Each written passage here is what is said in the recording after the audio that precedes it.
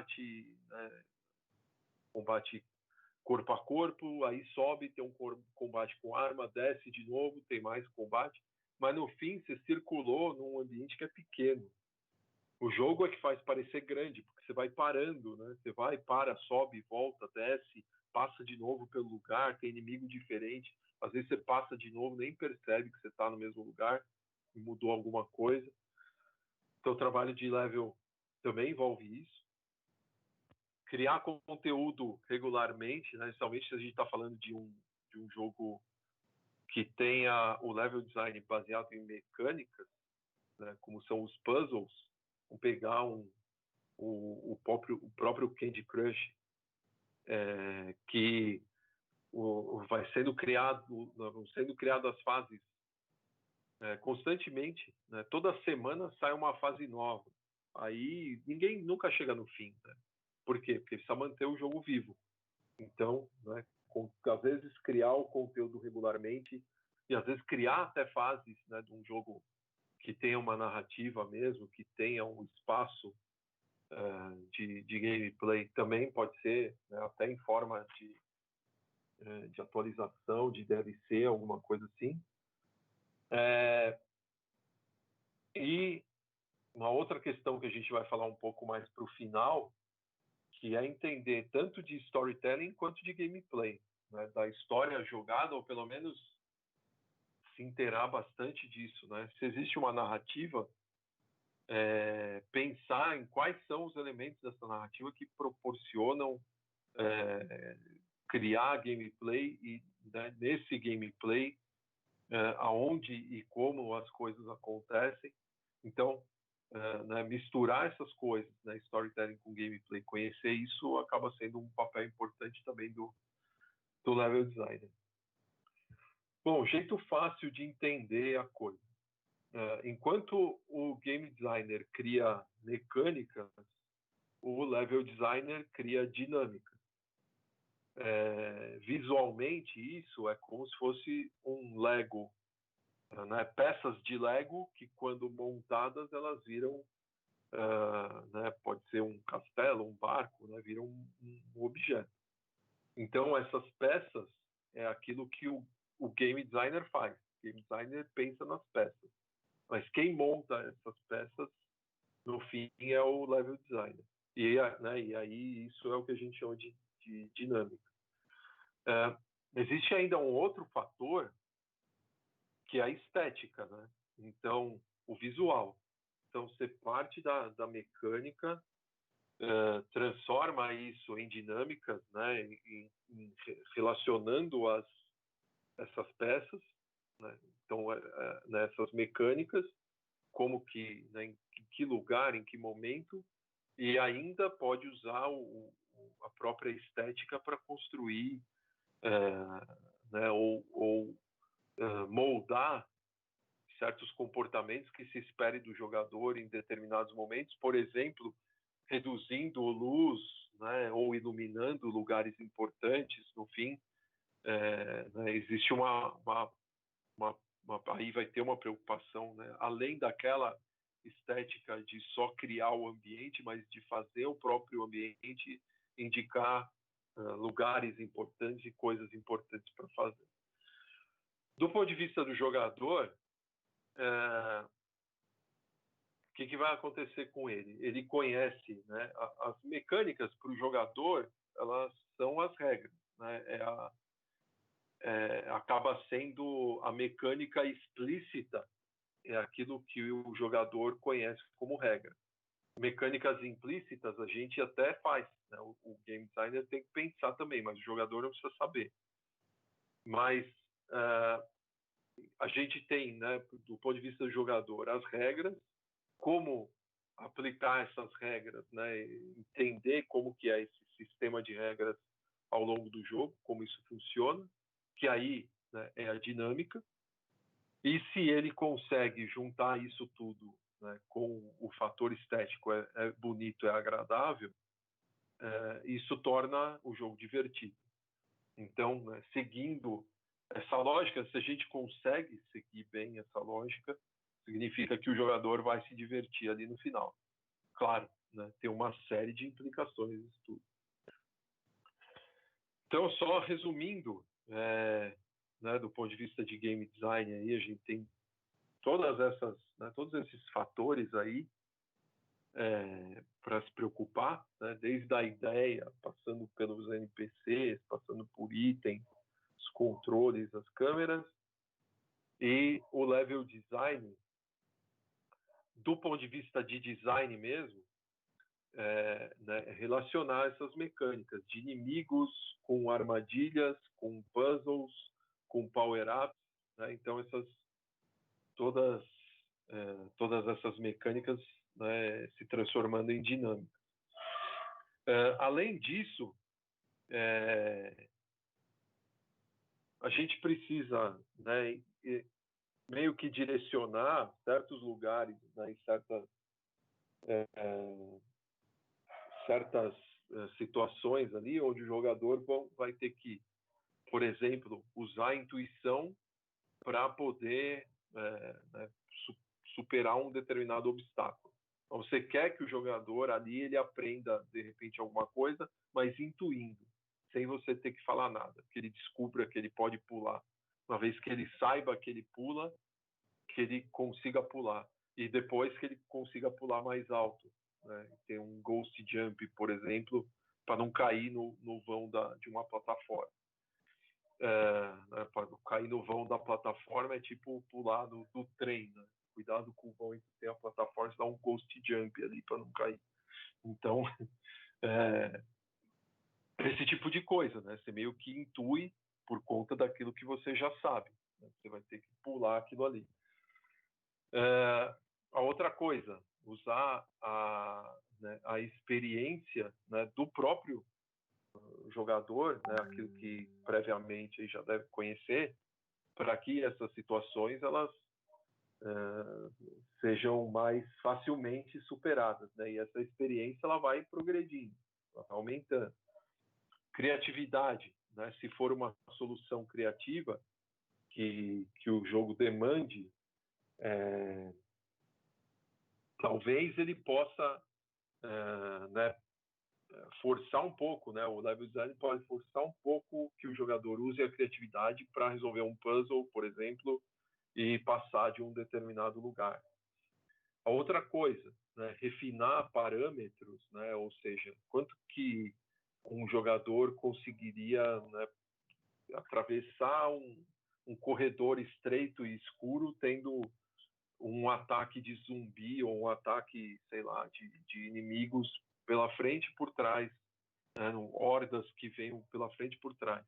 Então, para você balancear, você tem que ver, né? Começa parametrizando essa quantidade, vendo até onde é possível, de repente, né, isso só vai conseguir testando, mas para perceber, né, se o jogador, até onde ele conseguiria aguentar, dependendo do nível também que ele está.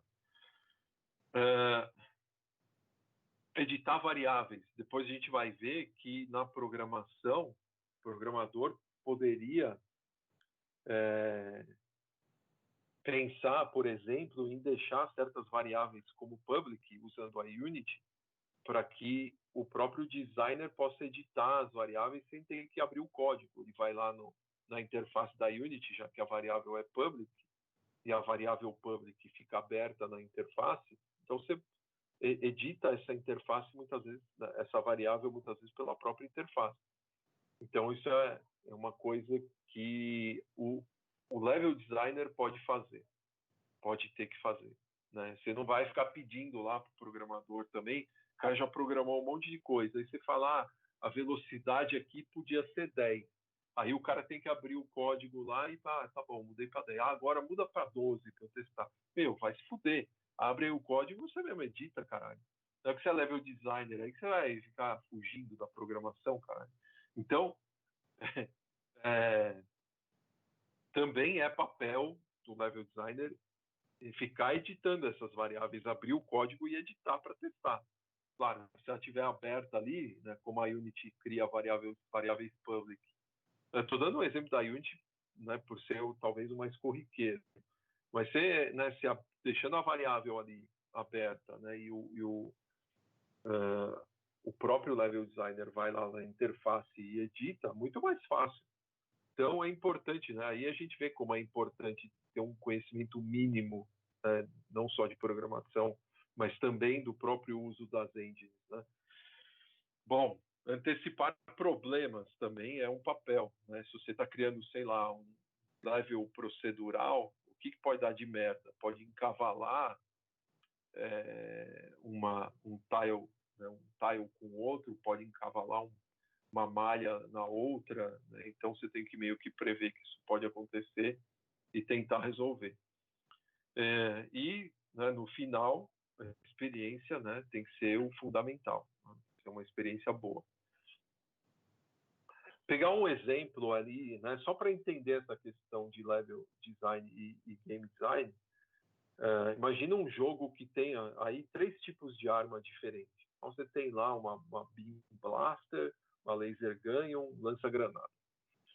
Aí o game designer, né, que já tinha definido que eram as armas, ele vai falar assim, bom, essas armas aqui elas têm poder de fogo, né, a Beam Blaster ela vai disparar 15 por segundo, vai dar 15 disparos por segundo. A Laser Gun dá 3 e o lança-granadas 2, por exemplo. Então, se bem que aí já até muito, né, para um lança-granada, né? Mas tudo bem. Aí, esse poder de fogo já dá uma ideia de que o dano, né, o range do dano pode variar de forma diferente também. Se você tem uma arma que tem menor poder de fogo, você pode pôr um dano, né, num range até relativamente variando bastante. Se você tem uma arma que é intermediária, você pode ter um range menor, mas aumentando um pouco mais o dano. E o lança-granadas, você pode ter um range absurdo, né, que vai daqui do 0 ao 38. Pode ser que pegue, né, você mira e erra, pode ser mais fácil de errar, ou pode ser que você não acerte exatamente num lugar que vai matar o inimigo, ou pode ser que, né, no 38 você explode o inimigo. Então pode variar muito. Por outro lado, você tem munição que também depende disso. Então você não vai dar munição infinita para o lança-granada. Então tem seis granadas lá. Muito provavelmente vai ser mais difícil de achar munição para o lança-granada. Vai ser mais ou menos difícil achar munição para uma laser gun. E a Beam Blaster tem munição ilimitada, você não precisa ficar procurando. E aí, o que acontece? Bom, eu vou falar, o lança-granadas, para conseguir um lança-granadas, só se ele matar, se o jogador matar um inimigo em tal fase que vai dropar um lança-granadas, entendeu? Então, já é eu que sou level designer, já estou pensando, olhando para essa informação de game design, eu já estou pensando em como eu vou usar essa porra no level. E não é o papel do game designer, é o papel do level designer. A não ser que o coitado do game designer seja também level designer e se fudeu, tem que fazer as duas coisas, tem que fazer. Mas se a gente está falando que tem um game designer e tem um level designer, o game designer pensou, né? Ele tem essas armas e tem essas variáveis aqui para cada arma. Aonde isso vai estar, como que vai conseguir, é o level designer que vai dizer. Do ponto de vista de programação, como eu falei, né, você pode tanto, enquanto está escrevendo o código, né, pensar em deixar a parte de design de uma forma mais amigável. Então, sei lá, criando scripts, né, também pensando na Unity. Posso criar um script que tem todas as funções relacionadas a level design. E ali tem as variáveis para o designer mexer. Fica mais fácil, né? O cara que talvez não conheça muito orientação a objeto e só precisa ir num arquivo, um script lá, level design e pronto, tá tudo ali. Então isso deixa mais amigável. Eu não quero fazer isso, quero que ele tenha um pouco mais de dificuldade na vida. Então, beleza. você vai lá e pelo menos deixa, né, como programador, né, você deixa escrito lá, esta parte se refere a level design. Professor, boa Então, noite. Desculpa opa, interromper. fala Deixa aí. eu só fazer uma pergunta rapidinho que o professor estava mencionando sobre a diferença de game design e level design. É, Será que não foi nessa pegada que o pessoal lá não esqueci o nome agora, que é a empresa do John Romero, que eles fizeram da Ikatana, será que não foi nisso que ele errou? Porque o John Romero, ele era um excelente level designer, de fazer as armas e tal. Mas ele, como líder de design, querendo fazer tudo e querendo fazer tudo pelo design e tudo mais, será que não foi nessa que cagou no pau? Porque ele não soube separar os dois direito? tem um forte indício que sim, né? E isso é bastante comum de acontecer, né? Não Uhum. é? A gente, se você, Porque quando você se você fala sempre, level design ruim e tal, game design, eu lembro de Daikatana, não sei porquê. não, Katana é clássico disso, né? Só tem gambiarra naquela porra lá. E as coisas que foram bom de fazer foram as gambiarra. É. Mas eu acho assim, se você, por isso que é interessante isso, né? Porque quando a gente começa, né? Quando a gente pensa só em game design, tudo é lindo. Né? Se você joga qualquer jogo ali, você fala, nossa, que legal essa ideia. Quando você pensa o level design também, uma boa parte dos jogos que você achava lindo vira uma bosta. Aí você fala, puta, olha que cagada, né? Porque o cara pensou em pôr isso aqui e não fez do outro. Por que será que não fez do outro jeito? Porque ele não pensou no level design. Tem muitas coisas no fim, né? E cada vez mais vocês vão perceber isso. Quanto mais vocês pensarem em level design, principalmente não é só gameplay, é narrativa também.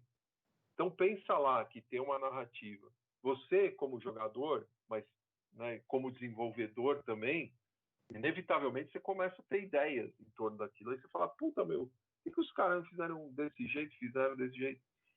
É claro, se não for uma crítica vazia, que muitas vezes é o que o pessoal que só joga faz, né? É uma crítica porque eu acho. É diferente, ó, você acha, cada um tem uma opinião. Mas assim, quando você começa a desenvolver e pensa em level design, vai acontecer direto. E aí, aquela coisa, você tem jogos que você adora, que você vai começar a odiar, porque você percebe que tem um monte de cagada. Tem jogos independentes que né, você não dava nada, mas você começa a sacar do ponto de vista de level design que puta que pariu, o que o cara fez ali, que é o caso do Monument Valley, né, que né, o cara simplesmente né, parece que ele está só brincando com perspectiva Escher, mas o cara fez um trabalho fodido de level design ali, né, que é aclamado né, em vários lugares e recebeu vários prêmios justamente por causa disso. Então é natural que a gente se desinteresse até de certos gêneros, porque você começa a não enxergar tanto level design e mais level design em outros, né? Isso é natural de acontecer. E é comum de as pessoas né, meio que cagarem pro level design, porque você tem o game designer que, teoricamente, é o cara que é genial e resolverá todos os problemas, né? Pensa lá no ET, né, o outro caso. O ET, né, se for pensado como narrativa e game design, puta, é uma ideia. O cara teve uma ideia do caralho, né? Porque, porra, o EC, ele é o que ele é uma coisa pro moleque, ele é uma coisa pro agente do FBI, ele é uma outra coisa pro cientista, cada um vê no ET uma coisa diferente, que é o ET por um motivo diferente. Fala, puta, que ideia do caralho, o cara botou isso no jogo. Então, maravilha. O que ele fez no level? Cagou total. E deu ruim. Então já né, desde ali já acontece, né? Se tivesse feito um bom level design, também não teve tempo, né? A gente nem tá É aqui isso. para E é, criticar o cara. e, e é consequência dos caras fazer tudo sozinho, né? Exato, exatamente. Conforme a ambição com os jogos foi aumentando, a necessidade de mais gente para mexer num jogo só também foi aumentando, né? Exato. Game, principalmente design, não é uma coisa para você fazer sozinho. Você tem que ter alguém para dar né, uma balanceada naquilo que você está pensando, para expandir a ideia, né? A gente só consegue evoluir a ideia se a gente discute essa ideia com outra pessoa. Né? Só o nosso horizonte, às vezes, está limitado àquilo que a gente está vendo. por mais experiência que tenha, fica preso aquilo. Então é legal isso, né, de trabalhar com um cara que é level designer especificamente. Agora, se o game designer já tem uma noção de level design, pelo menos, a coisa já vai funcionar melhor. Se por outro lado, né, aí continuando aqui, se você tem um programador que conhece level design, ele vai trabalhar o script com essa preocupação. Se você tem um programador que conhece level design, talvez ele consiga até fazer uma ferramenta, daquilo que a gente chama de tooling, que é uma ferramenta né, para criar, por exemplo, certas situações de um level de forma fácil. Cria uma ferramenta ali que facilita isso. Quando a gente fez o Zumbi Olé, o André, que era o meu sócio, né, era o programador, ele criou uma ferramenta de wave, de zumbi para o level que a gente estava trabalhando, que serviria para o jogo todo. Então a gente determinava da onde poderiam surgir os zumbis, quanto tempo levava a wave, em que momento do dia ela acontecia, quantos zumbis poderia ter e até qual era a música que tocava, porque a gente tinha feito várias músicas. E isso era um papel de level design, né, para definir de onde que vinha, para onde ia empurrar o jogador.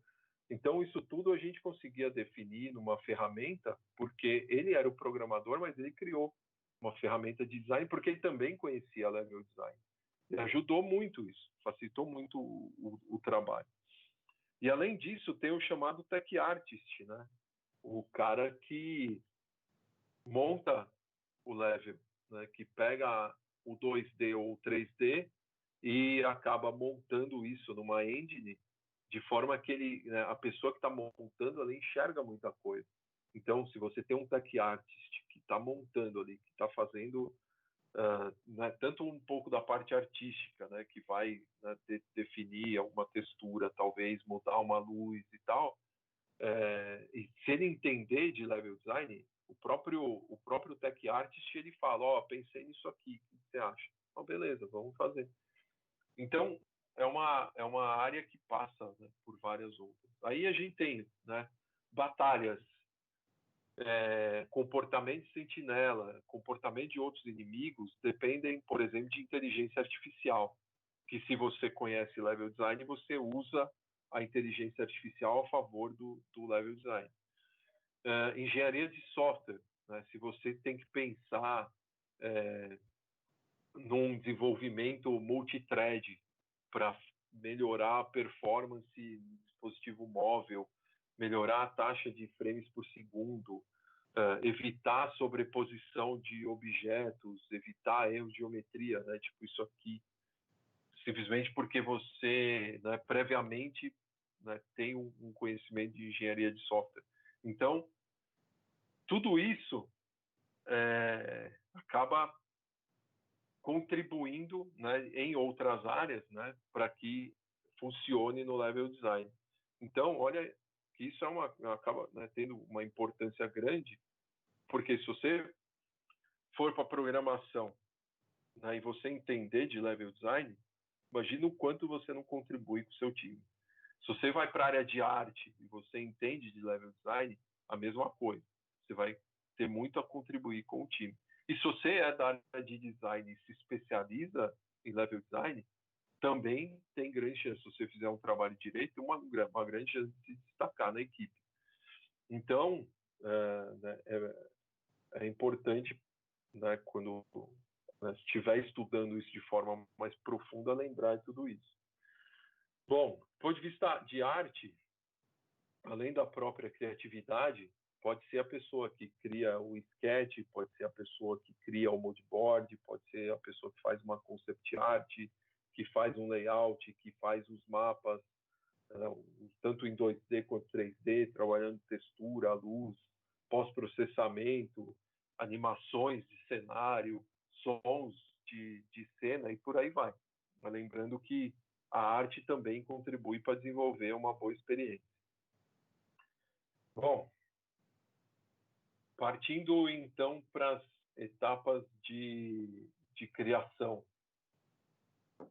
de level design. Tem duas coisas, tem duas vertentes aí, né? Eu já dei mais ou menos a dica. Mas você tem o level design baseado em mecânica, né? Mechanics-based level design, que a gente tem que pensar para esse tipo de level, né? Quando está baseado em mecânica, normalmente são os puzzles, né? Como o próprio Candy Crush. Tem que pensar, primeiro, quais são as mecânicas básicas do jogo. Esse é o ponto de partida, né, fundamental. Então, pensar quais são as mecânicas básicas. Então, você arrasta a peça. Beleza, arrasta ali os objetos. Então, troca os objetos de lugar para destruir eles, né? E aí ir caindo. Beleza, a mecânica básica você já sabe. O que dá para fazer com base nessas mecânicas, né? Inclusive pensando em modos de jogo. Então, você pode ter que arrastar as peças, né, inicialmente só na horizontal, depois você pode mudar para vertical, depois você pode pensar que as peças têm que cair em lugares específicos, depois você pode pensar que juntou vários tipos de peça, né, mais de 3, se juntou 4, você começa a ter uma variação, né, de, sei lá, como se fosse um power-up ali, né, que você pode usar. Então, você vai variando entre as fases. Depois, quais são os objetos que possibilitam usar essas mecânicas, né, que são os elementos de gameplay mesmo. Então, se você está, né, falando que é um jogo de arrastar as peças, né, as próprias peças são elementos de gameplay, mas você pode, sei lá, colocar outras coisas. Você pode ter em algum lugar aparecer um martelo que quebra a peça. Você pode bater, sei lá, jogar uma bomba e que explode as peças. Então, esses objetos aí, né, são objetos que vão facilitar a vida do jogador em algum momento. E, por outro lado, né, pensar em o que pode dificultar a ação do jogador em cada level. Então, isso, né, de uma forma bem simples, é o que a gente chama de blocker. Então, os blockers são as coisas que dificultam ou impedem que o jogador faça alguma coisa. Então, sei lá, eu posso começar a criar paredes inquebráveis no meio do tabuleirinho lá, que vão fazer o jogador ter um pouco mais de dificuldade. Dependendo de como elas estiverem posicionadas, talvez ele não consiga nem juntar peças na horizontal, talvez ele só consiga fazer na vertical. Então, esses blockers aí vão dificultar em algum sentido. E outras coisas que podem surpreender o jogador ao longo do level são, né, esses chamados de modificadores, né? Então, sei lá, pode passar um disco voador ali que, se você tocar nele, no momento que você toca nele, ele transforma todas as peças de uma mesma coluna em peças da mesma cor. Ele modificou o gameplay ali. Então, legal, né? Se você pensou nisso tudo, você tem modificador, você tem blocker, você tem os objetos que facilitam. Você entendeu como que pode variar entre as fases. Você, né, partiu de uma mecânica básica e transformou em outras coisas. Maravilha. Você tem ali um jogo que muito facilmente vai ter uma possibilidade de sucesso, simplesmente porque você está pensando em level design. Além disso, é sempre bom pensar nessas duas coisas, né? Moodboard, né? Pegar as referências sempre, né? O moodboard é um quadro de referências que eu vou mostrar depois para vocês. Tenham isso sempre, né? Para qualquer jogo, pega lá, monta um moodboard, referências visuais, coisas, né, que ajudem a pensar um pouco no jogo em si, e texturas, luzes, a ambientação, né? Então, isso vai ter também que pensar em qualquer jogo, pelo menos isso. Pensando aí né, no Candy Crush, como um exemplo desse level baseado em mecânica, mas é claro, isso pode ser pode ser aplicado a uma infinidade de outros jogos que vocês venham a criar, mas assim, Candy Crush, o que ele tem? Como conceitos básicos, progressão linear, né, além disso tudo que eu já falei, né, tem lá uma progressão linear, você vai, né, progredindo de fase em fase. Ele tem, né, começou com 100 levels, hoje já tem mais de 5.000, né, facilmente já passou disso. Precisa ter novas fases sendo criadas toda semana, porque aí ninguém chega no final dessa porra. Os elementos sociais leves, né, ou seja, você tem ali como compartilhar certas conquistas, né, coisas mais simples, sem forçar a barra, né, de ser um jogo para jogar de modo cooperativo, multiplayer com outros jogadores. E é um jogo que necessariamente é para um público mais casual. Além disso, é um jogo que é, né, baseado em progressão, é um jogo que precisa ter conteúdo contínuo, né? Sempre há coisas novas aparecendo, e é um jogo que pode ser aplicado a várias histórias e narrativas, né? Por isso que eles vão fazendo, né, e a gente vê aparecer não exatamente da King, mas outras empresas vão desenvolvendo. Farm Hero Super Saga, Blossom Blast Saga, surgindo outras porras de saga aí, que tudo é saga, né? Ou é saga, a moda agora é o Royale. Então, ou a porra é saga ou é Royale. Já teve um tempo que era tudo saga, agora é tudo Royale. Mas assim, porque são mecânicas que funcionam, né? São conceitos que funcionam. Nesse caso, necessita de muitas fases. Então, o que é recomendável? Você está fazendo uma porra dessa saga, você criou lá o porra saga, lá, sei lá, whatever saga você criou lá. Beleza. Você vai ter que criar uma ferramenta que construa level infinito para você. É simples, né? Pensar, beleza. Mas qual que é a lógica de ter uma ferramenta que cria os levels? Primeiro, você estabelece tudo isso aqui, você estabelece como elementos que você pode criar lá no seu level. Mecânica básica, modo de jogo, elementos, blocos, modificadores. Então, você cria isso. E aí, depois, você vai criando as fases, né, a partir desse editor de level, e além disso, você vai poder reordenar esses levels. Né? Você tem um level que está muito difícil lá, está no nível 12, está difícil pra caramba, ninguém consegue passar, mas não deveria. Você pode colocar ele lá para frente, no nível 110. Então, o editor de level, ele ajuda nisso.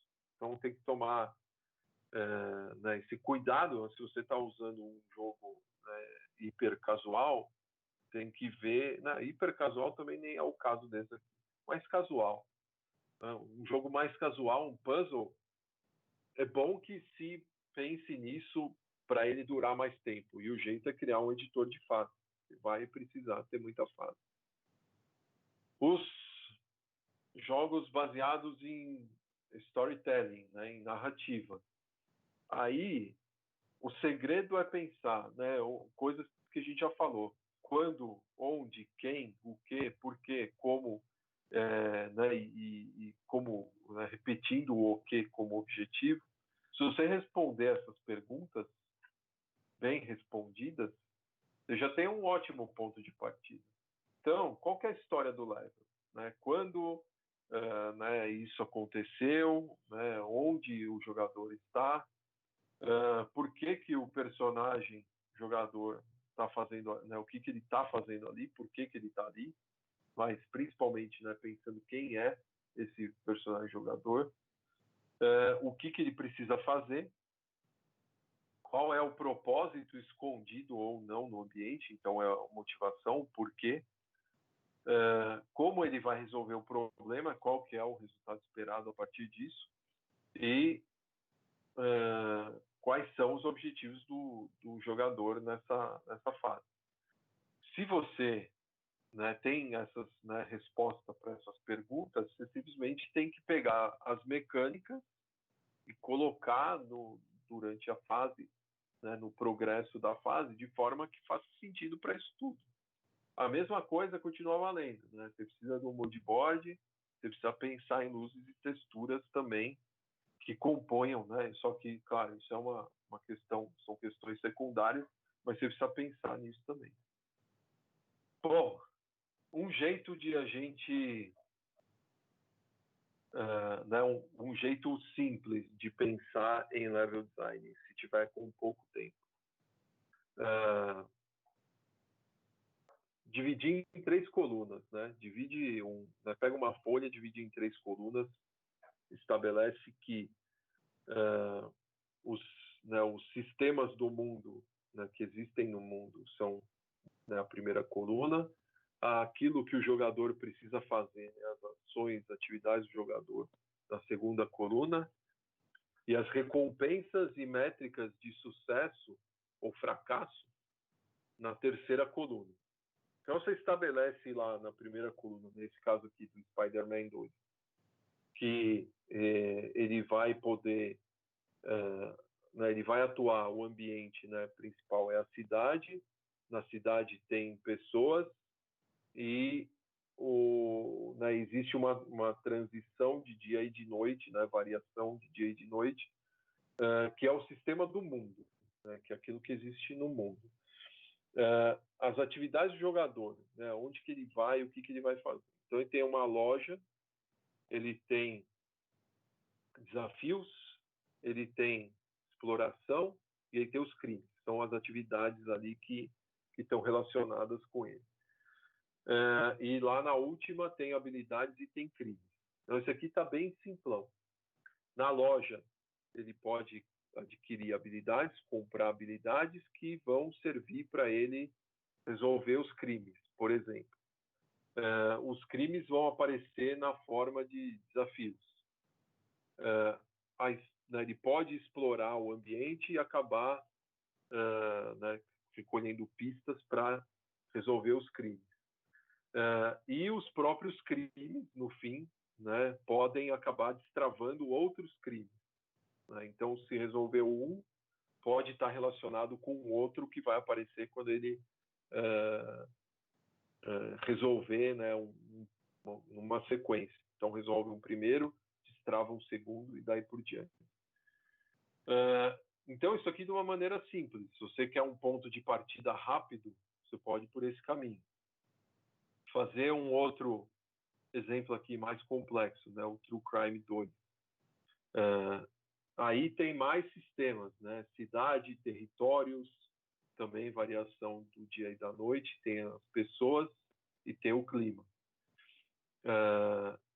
Nas atividades também tem loja, tem missões, tem crimes e tem as badernas lá.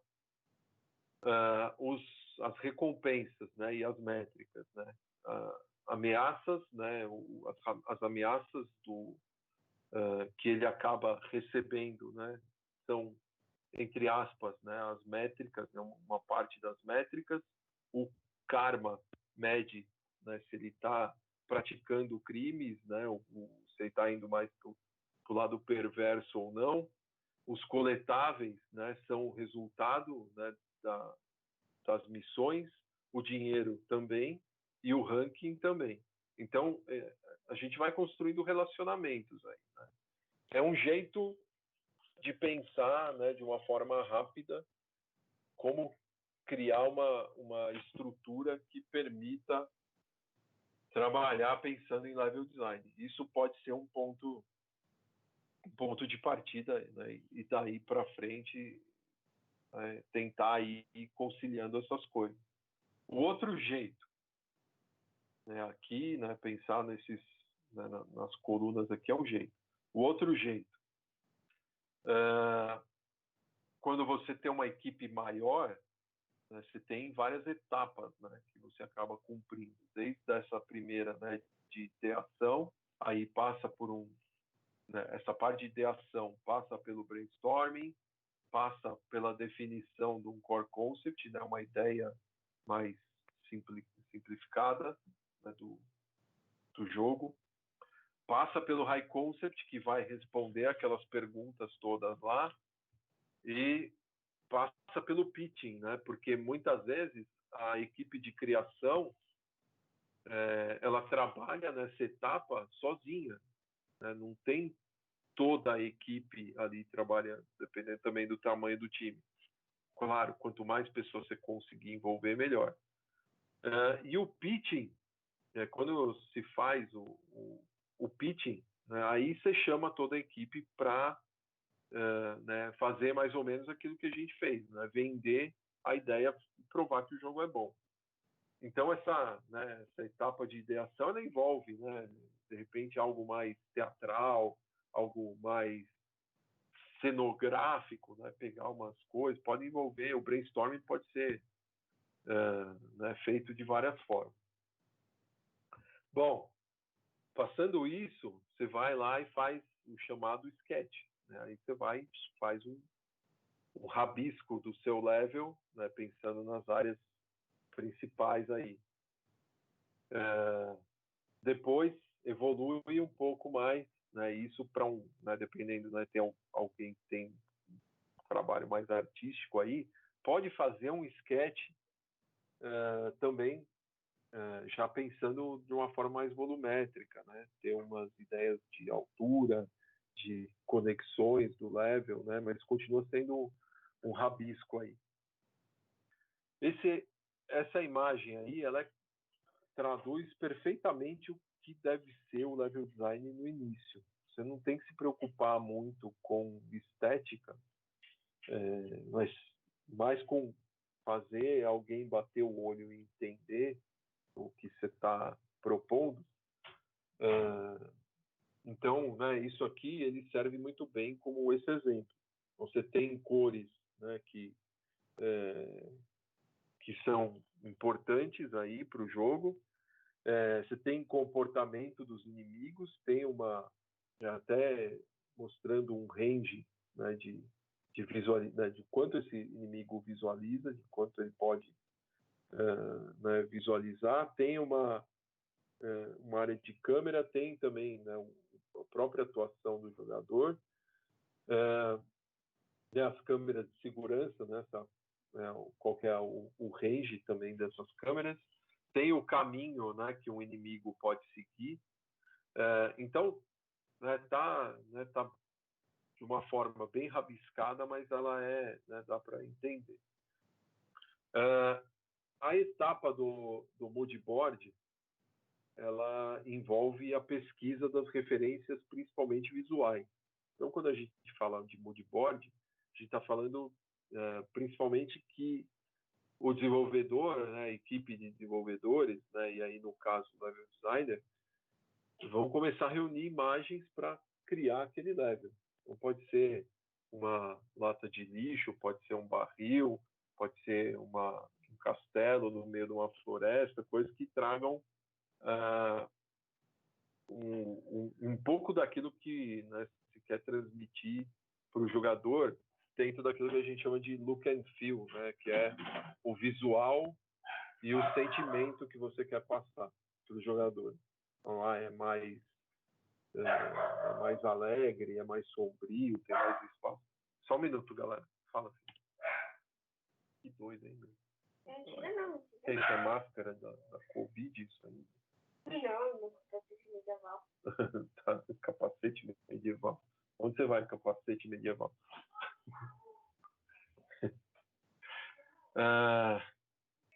Então, esse look and feel ele é importante, mas tem que ser dado pelo level designer ou pelo game designer.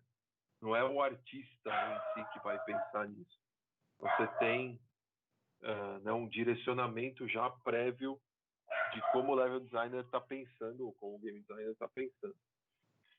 Aqui é a mesma coisa, né? Você tem mais imagens de textura, né, umas referências também de construções aí.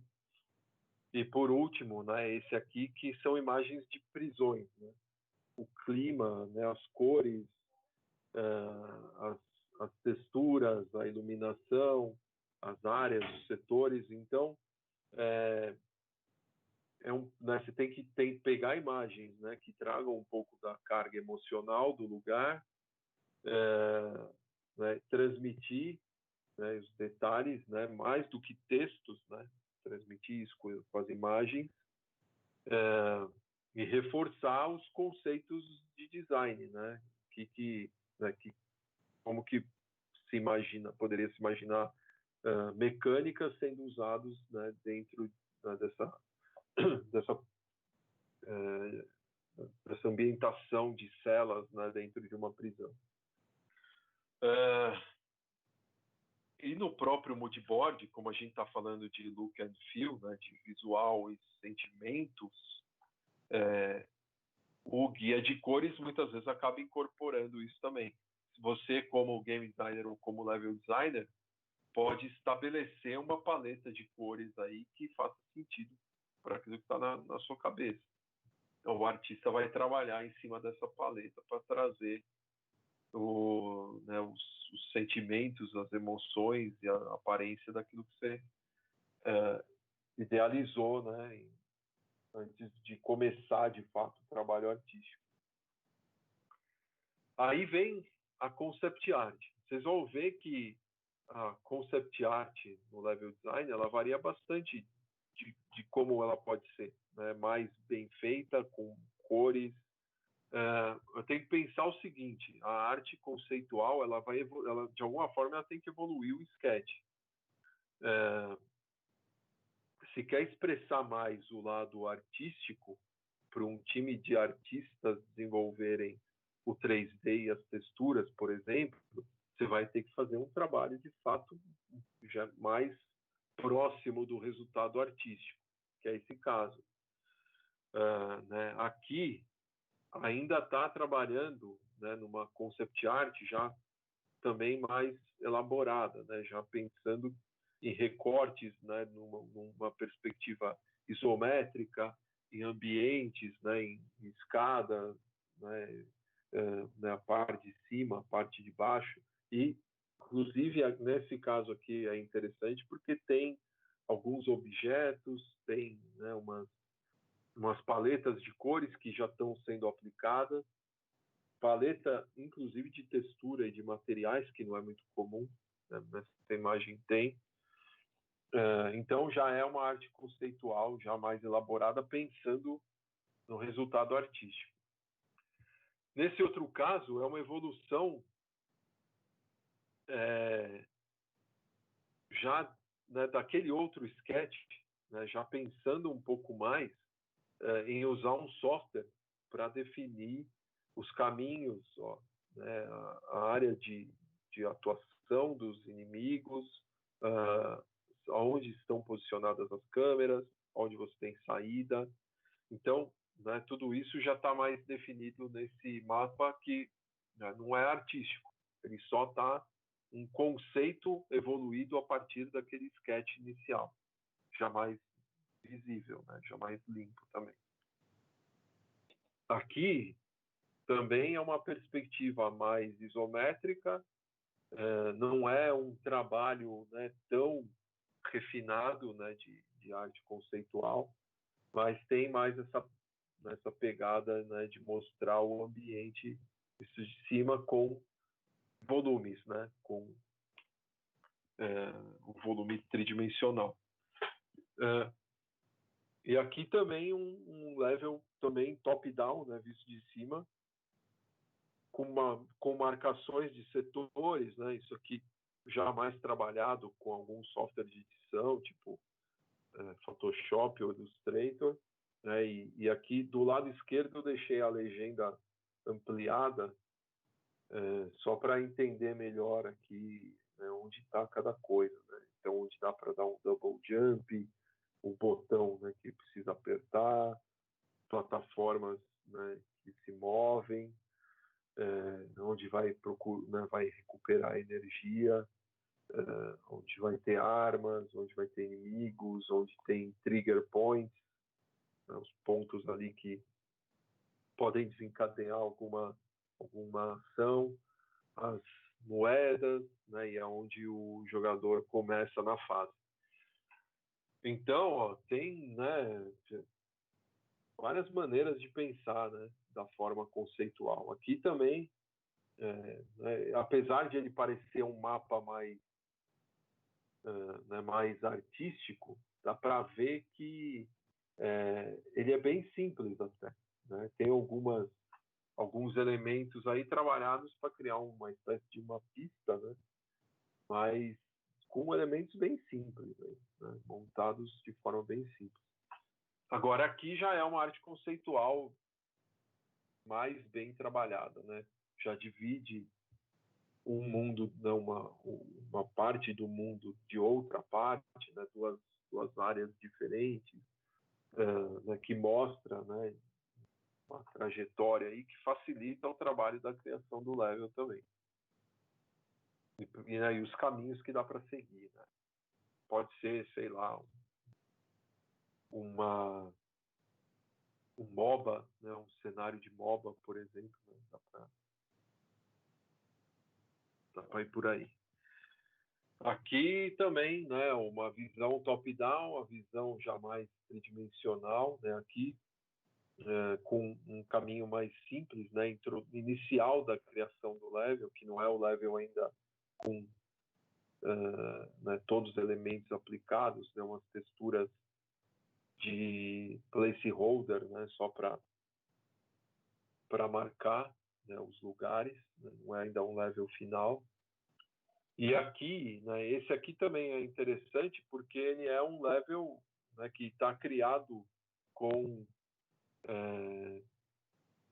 os caminhos, principalmente, né, e as marcações de lugares importantes aí, mas ele foi criado em cima do próprio Scratch, do Sketch, aliás, pensando no Scratch, que foram pensados em cima do próprio Sketch, né, do próprio rabiscão lá. Então só foi lá no software e desenhou algumas coisas importantes. Né, já dá para considerar como um level conceitual. O importante do level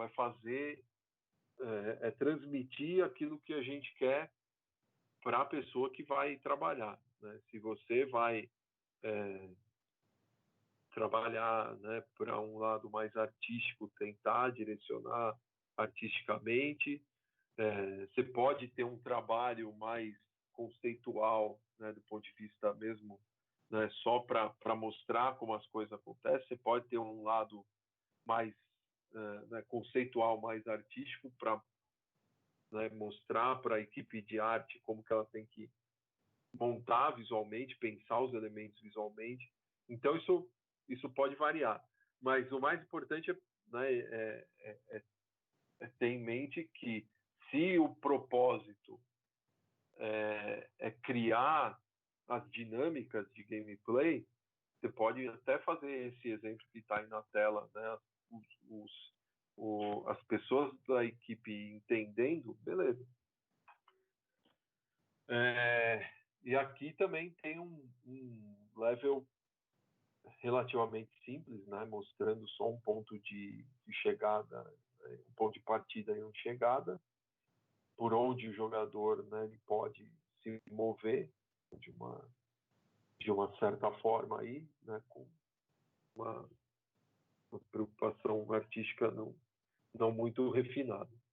Que também é um outro exemplo isométrico, né, com mais elementos de ambientação, né, de objetos aí para servirem de interação.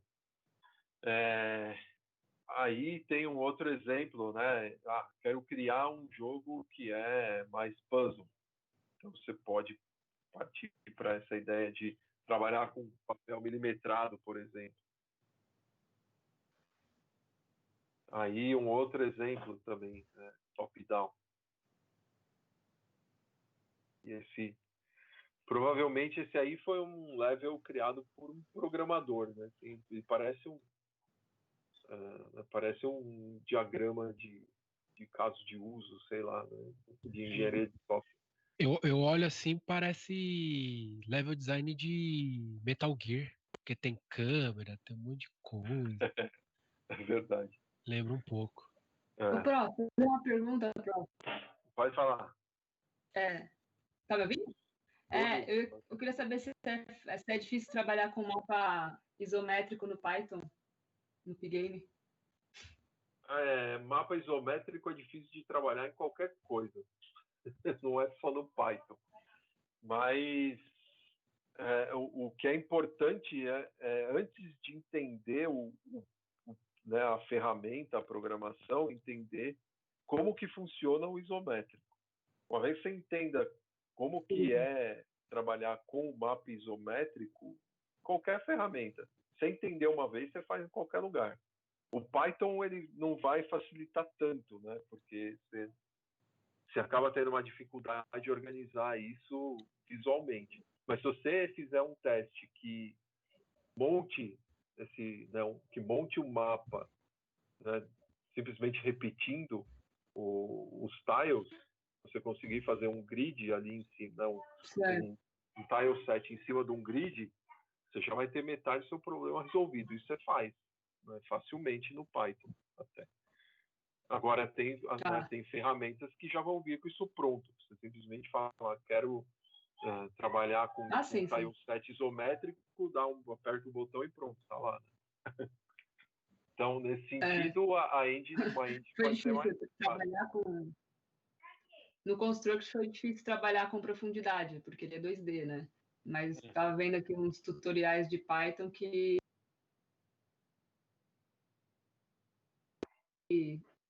parece até que fica mais interessante, assim, sabe? Tipo, ficar mais parecido com 2D, entendeu? Sim. É pensamentos apenas. Mas é legal. O que seria possível fazer num level... Eu acho que é legal, assim, né, procurar, antes de se aventurar direto no Python, tentar fazer alguma coisa numa engine que já esteja preparada para isso. Fazer uma brincadeira numa engine friendly para isométrico. Mas, assim... boa ideia. Você tá no Scratch e depois joga na programação do Python. Né? Entendi. Isso. Porque, assim, uma vez eu fiz um jogo isométrico, mas eu fiz no Flash. Numa época, tipo, de que... Eu lembro, eu já fiz jogo no Flash. Já não tinha nada que facilitasse isso. A gente simplesmente teve que... Nada. Teve que entender como é que funcionava os tiles isométricos. A gente criou em cima de um padrão, né, que aparentemente era o correto. Por sorte era, né?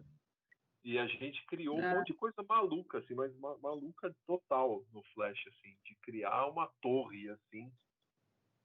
Uma fase que era uma torre, o jogador subia numa torre, uma torre alta pra caramba, mas era tudo isométrico. Então ela era um plano só, né? Uma loucura total. O zumbi olé, ele é 3D, né? Ele não é isométrico. Não, ele é 3D. Ele é 3D, né? É 3D. A gente até cogitou fazer um negócio meio isométrico, assim, mas a gente acabou desistindo, né? Porque ia dar trabalho demais no fim, né? Fazer né? Usando 2D isométrico, né? E a gente desistiu. Vamos fazer 3D mesmo. Entendi. Mas, beleza. Já deu sei lá, um caminho para o que eu posso seguir, para o que a gente pode seguir. Uma ideia aí. Valeu, prof. Valeu. Tem uma brincadeira que a gente fez um tempo atrás na FATEC mesmo, usando o filme do Cidade de Deus. Esse foi uma proposta de um mapa que apareceu de level design, né? Fazendo o level design do filme Cidade de Deus. E podia incluir coisas assim, né? Tinha que ter tudo que tinha no filme, mas podia incluir coisas que não tinha. Então, nesse caso, tem um cemitério, tem um laboratório, né, secreto, uma floresta, um galpão de armas lá e tal, desmanche. Mas assim, o que é interessante pensar em alguma coisa desse tipo é assim, quando você, né, aí é um exercício, né, um pouco parecido com o que o Beto falou lá no Smaug, de você tentar visualizar né, pegar uma série, ou pegar um filme e tentar traduzir isso para uma fase, né, para um level. Né, com as áreas que existem ali e o que pode ser feito em cada área, pensando no próprio filme. Aí acaba sendo um exercício legal, né? Acaba, né, tendo algumas ideias, mas como só para treinar é uma coisa interessante. Eu acho que o Cidade de Deus ele é até um pouco difícil porque ele não é uma narrativa linear, né? Ele tem idas e vindas, né? Então por isso tem um ponto ali do lado esquerdo que é o flashback, né? Então em alguns lugares ele entra ali e vai ter um flashback. Mas tem, né? Tem coisas que tem no filme, né? Tipo arma branca, arma de fogo, só que tem uma arma secreta que não tem no filme. É legal pensar em umas ficções assim, em cima de outras ficções que não sejam game, né, para criar. Bom, evoluindo aí, né, uma outra etapa, quando você já tem o level conceitual, é fazer a prototipação. Coisas são importantes para a prototipação, pensar né, tanto né, essa planta baixa, né, do mapa, quanto né, começar a criar tarefas para que um jogador ele tenha que executar. Claro, você nunca vai conseguir fazer um protótipo do jogo todo. Você tem que ir isolando certas coisas. Você não vai prototipar nada assim, vou prototipar o jogo inteiro. Se você resolver prototipar o jogo inteiro, fudeu. Porque é muita coisa e não dá. Agora, tem que ter em mente que qualquer coisa pode ser prototipada, qualquer jogo pode ser prototipado. Ah, mas eu estou criando um FPS, dá para prototipar? Dá. Só que você tem que ter, né, além dessa noção que você pode fazer qualquer coisa e que você tem que isolar certos elementos de gameplay, você tem que saber que essa visão da prototipação, né, fazer um protótipo, nunca vai ser um jogo em tempo real. Você vai ter que criar um protótipo que vai se comportar por turnos.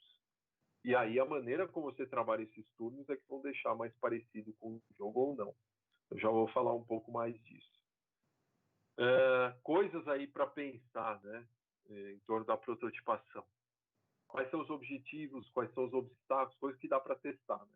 Se consegue alcançar o objetivo, se consegue superar um obstáculo, como derrotar inimigos, quais são os eventos que vão acontecer, quais são os desafios, quais são os recursos, né, como usa esses recursos, quais são as punições, onde e quando vão acontecer, quais são as recompensas, onde e quando elas vão acontecer. Tudo isso são coisas para se pensar quando está fazendo prototipação. E também pensar assim, qual que é o caminho, né, a partir de um caminho, né, num jogo que tenha, né, várias salas e ambientes, qual seria um caminho ideal e testar se o jogador ele segue esse caminho ideal ou se ele passa, né, ou passaria por outros ambientes, né, e como forçar o jogador a não chegar pelo caminho certinho. Como fazer o jogador se perder, por exemplo. São coisas que dá para a gente testar com o protótipo. São coisas legais para testar. Bom, como é que é a prototipação? Quando a gente fala de prototipação de baixa fidelidade, a gente está falando de prototipação feita com papel, caneta e o que tiver na mão. eu tenho umas árvores ali, sei lá, que servem ali para ambientar o jogo. Beleza, usa. Tipo, sei lá, umas árvorezinhas de papel ali, de plástico, usa. Tem o soldadinho de chumbo, usa. Tudo que servir, né, que olhar e dá para simular, pode usar. Lego é uma coisa que também funciona muito bem. Então você precisa ter bastante peça de Lego, né, dependendo do level. Mas funciona muito bem. Se, inclusive tem os próprios né, personagenzinhos lá de Lego que você pode usar, perfeito. Você pode usar, fazer level design com Lego, é uma coisa que é fenomenal, que mais funciona.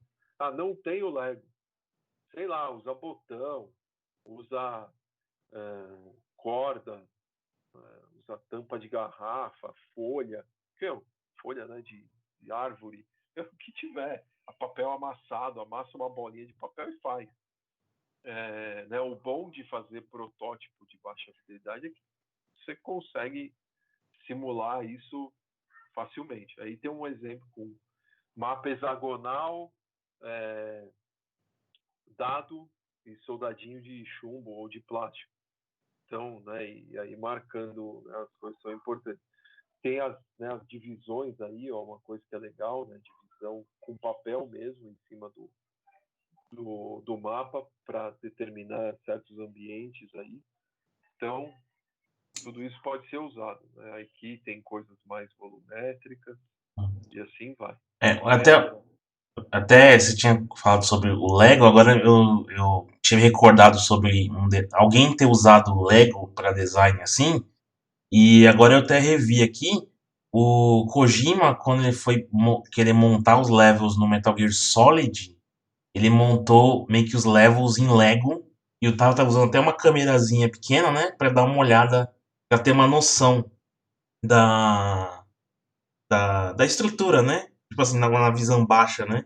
Então, tipo, antes de você mexer com qualquer ferramenta 3D, ele meio que montou, pelo menos a área inicial aqui que eu vi um videozinho, ele fez isso. Eu achei bem interessante. Você tinha falado disso, me recordei de isso eu vi bastante tempo atrás.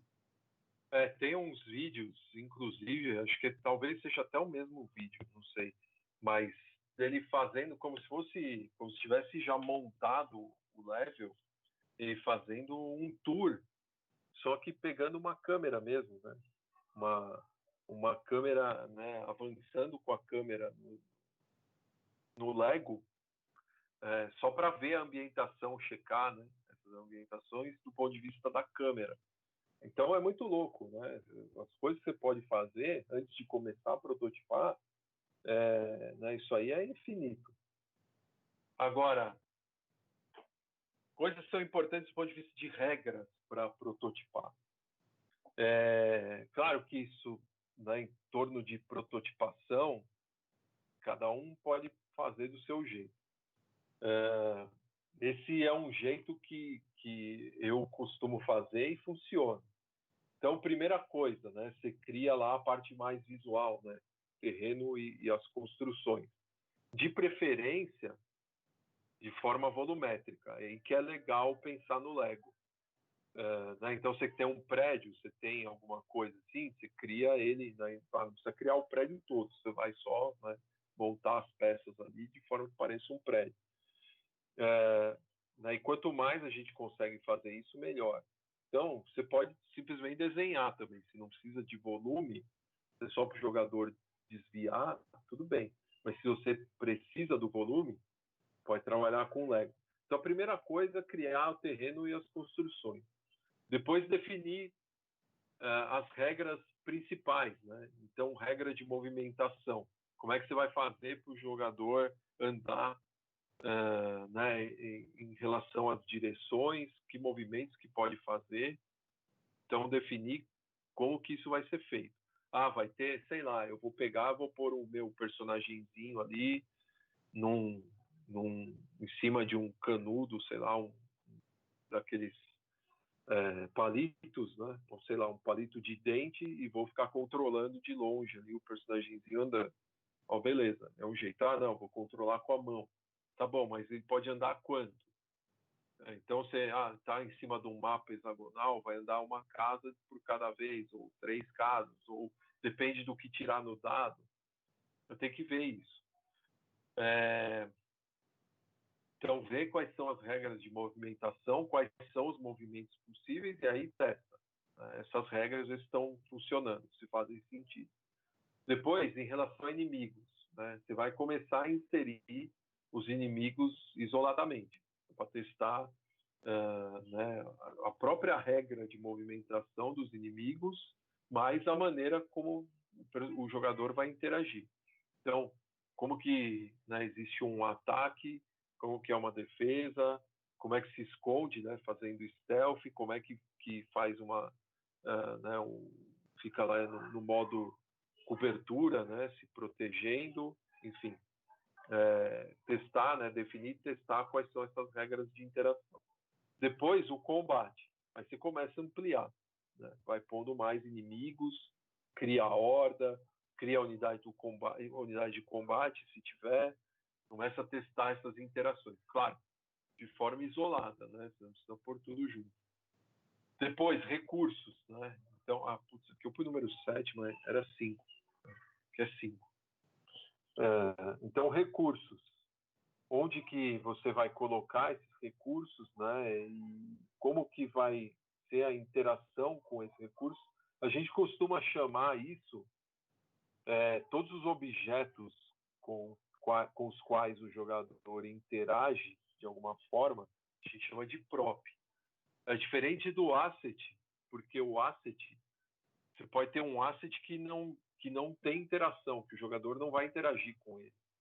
Então, todos os props são assets, mas nem todos os assets são props. Então, pensa que arma, caixa, munição, comida, itens específicos são props porque o jogador pode interagir com ele. As regras de interação. Vai pegar, vai abastecer, vai recarregar, quebrar, empurrar, arremessar, enfim, tirar, explodir, abrir, desbloquear. São coisas que a gente pode testar como que vai ser interagir com esses objetos, com esses props. E por último, as punições e recompensas, né? Então a gente vai testar, né, definir quais são as punições, testar essas punições. Punições nada mais são do que aquilo que o jogador perde ao longo do jogo. Então perde vida, perde estamina, perde recurso, perde tempo. Tudo isso é punição. Recompensa é tudo que o jogador ganha. Então, ganha ponto, ganha energia, ganha tempo, ganha um baú, né? Abre ali uma loot box que vai ter, sei lá, algum prêmio. Então, definir também como que é a interação com essas coisas aí. Que é importante observar nisso, né, nessa etapa de prototipação. Você não tem, né, como você não tem a máquina, você tem que considerar que uma pessoa está controlando o jogador e uma pessoa está controlando a máquina no protótipo. Então, né, apesar disso ser óbvio, às vezes você fica lá pensando só no modo cooperativo, mas, né, não lembra que, ainda que você esteja trabalhando num modo, né, fazendo um protótipo cooperativo, tem que lembrar que alguém vai ter que fazer o papel da máquina, então, dos inimigos. Então, né, isso é a primeira coisa a se considerar. Depois, por mais besta que seja, o protótipo no fim vai ter uma cara meio de tabuleiro. Sempre vai ter, né, uma cara parecida com a de tabuleiro. E, né, até dá para pensar no jogo como um tabuleiro, né? É uma maneira, né, de fazer uma versão tabuleiro do jogo. Às vezes você consegue testar as mecânicas, mas não precisa ser necessariamente um jogo de tabuleiro. Você pode pensar em regras para serem executadas ali na mão mesmo, mas que se pareçam mais com o jogo digital mesmo. Que é importante anotar feedbacks e ideias que apareçam durante o playtest, porque se você não anota na hora, você perde. Então, às vezes, essas coisas, elas enriquecem demais o jogo já logo de cara. Você não vai acabar tendo, né, que implantar coisas depois, quando essas ideias aparecerem, você já estiver num estado avançado de prototipação já no digital. Então, se surgirem coisas legais, né, anota, algumas coisas podem ser até implementadas. Outra coisa, uso de metrônomo. Né? Para que eu vou usar metrônomo, né, num protótipo? É simples. O metrônomo, né, é um jogo. É um jogo, não, é um aplicativo, né, é um aparelho, na verdade, que você mede as batidas da música. O tempo da música. Se você não tem o metrônomo, a maioria, né, quem não é músico não vai ter, tem aplicativo de metrônomo no celular. Funciona exatamente igual. Aí o que você faz? Você configura para ele ter um tempo ali de batidas. Então, essas batidas vão ter um barulhinho ali característico, um som característico que vão mais ou menos orientar o jogador, né? Tanto quem tiver com a máquina quanto quem tiver com o jogador mesmo, vão orientar no sentido de dizer, é o momento de um jogar, né, de executar uma ação, é o momento do outro executar uma ação. Então, se você deixar uma batida, né, mais lenta, né, que você fica, né, pensando, não sei se vocês vão ouvir, mas fica assim, né? Aí, vai, na quarta batida aqui, é a vez de um jogar. Aí vai o outro. Vai o outro. Só que aqui é um tempo, né? Você tá assim. Só que se eu falar, vou deixar mais rápido. Aí você faz assim. Se cada um na quarta batida tiver que jogar, você já está quase fazendo um protótipo em tempo real. Então, não deu tempo de pensar, problema dele. E já vai ser o outro. Então, a hora que, no começo, é um pouco difícil de acostumar com essa dinâmica. Mas na hora que acostuma, que você consegue enxergar a sua estratégia em tempo real, quase, né, em tempo real, mas usando metrônomo, beleza. Você consegue até um FPS, você consegue fazer já pensando nessas ações mais rápidas, né, sendo tomadas de forma mais rápida. E beleza. Claro, tem que ter algumas, né, estabelecer regras de uso do metrônomo também para não virar uma zona total, né? Então, qual vai ser, né? Quantos BPMs eu vou fazer? Então, mais lento, mais rápido, é aberto ou é fechado? Ou seja, dá também para a gente deixar um aberto e um fechado, ou seja, eu coloco um metrônomo no meu fone de ouvido, né, no aplicativo, deixo no fone de ouvido, e o meu tempo o outro não sabe. Né? Posso deixar os dois no fone de ouvido, ninguém sabe do tempo do outro. Então, a gente pode colocar isso no fone de ouvido e deixar cada um no seu tempo ali jogando. Um não sabe do timing do outro. Ou sincronizar, né, num metrônomo só ali, os dois usando o mesmo. Quando você usa isso, né, você vai conseguir aproximar mais dessa dinâmica né, em tempo real. Uso de dado também é uma coisa que não é obrigatória, mas tem que pensar assim, se eu vou ter, sei lá, variabilidade num ataque ou numa defesa, né, que possa atribuir um range randômico, né, no próprio jogo digital, isso eu posso testar facilmente com o dado. Então, posso pegar lá quanto que é o range, vai de, sei lá, de 0 a 24, ou, né, menos. Né? Então, dentro do range, posso pôr lá de 6, usar um D6, posso usar o D12, o D24, o D, quanto eu quiser. Né?